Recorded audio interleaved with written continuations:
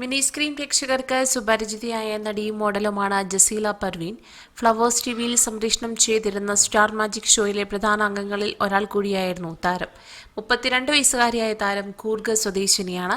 Malayalam television മേഖലയിൽ സജീവമായ ശേഷമാണ് കേരളത്തിൽ സെറ്റിലായതും മലയാളം സംസാരിക്കാൻ പഠിച്ചതും. ഫിറ്റ്നസ് ഫ്രീക്ക് കൂടിയായ ജസീല സോഷ്യൽ മീഡിയയിൽ കഴിഞ്ഞ ദിവസം പങ്കുവച്ച ചില പോസ്റ്റുകളും ചിത്രങ്ങളുമാണ് പ്രേക്ഷകരെ ഞെട്ടിച്ചിരിക്കുന്നത്. കുറച്ചധികം കാലം തന്നെ കാമുകനിൽ നിന്നും അനുഭവിച്ച ശാരീരിക മാനസിക പീഡനങ്ങളെക്കുറിച്ചാണ് നടി മനസ്സ് തുറന്നത്. കാമുകന്റെ ക്രൂരമർദ്ദനത്തിന് ഇരയായി എന്നും മുഖത്തും ശരീരത്തിനും ആഴത്തിൽ മുറിവുകളുണ്ടെന്നും ജസീല വെളിപ്പെടുത്തി. പല മുറിവുകളും പ്ലാസ്റ്റിക് സർജറി പോലും ആവശ്യമുള്ളവയാണ്.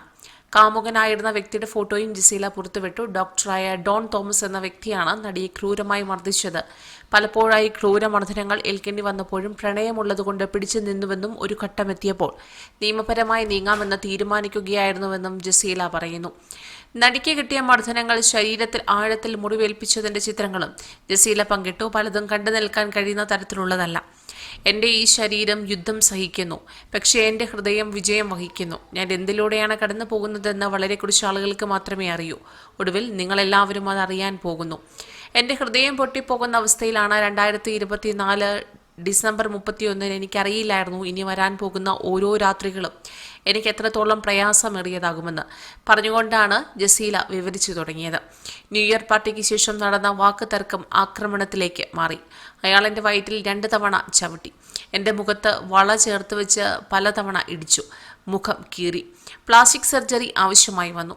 ആദ്യം എന്നെ ആശുപത്രിയിൽ കൊണ്ടുപോകാൻ അയാൾ വിസമ്മതിച്ചു. പക്ഷേ പിന്നീട് അയാൾ തന്നെ എന്നെ ആശുപത്രിയിൽ എത്തിച്ചു.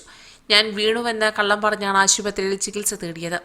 കുറച്ച് ദിവസങ്ങൾക്ക് ശേഷം അയാളുടെ പേരിൽ ഞാൻ പരാതി നൽകി. കേസ് ഇപ്പോഴും നടക്കുകയാണ്.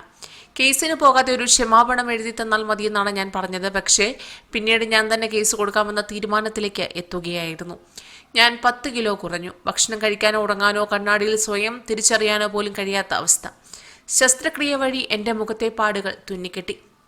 ഒന്നും സംഭവിച്ചിട്ടില്ലാത്തതുപോലെ ഈ സംഭവങ്ങൾക്കെല്ലാം ശേഷം അയാൾ എൻ്റെ ജീവിതത്തിലേക്ക് തിരിച്ചു വന്നു. ഒരു കാര്യവുമില്ല, ഒരു ഉത്തരവാദിത്വവും അയാൾ ഏറ്റെടുത്തില്ല, ക്ഷമാപണമില്ല. ഞാൻ അദ്ദേഹത്തിന് ഒരു അവസാന അവസരം പോലും നൽകി എന്ന് ജസീല പറഞ്ഞു.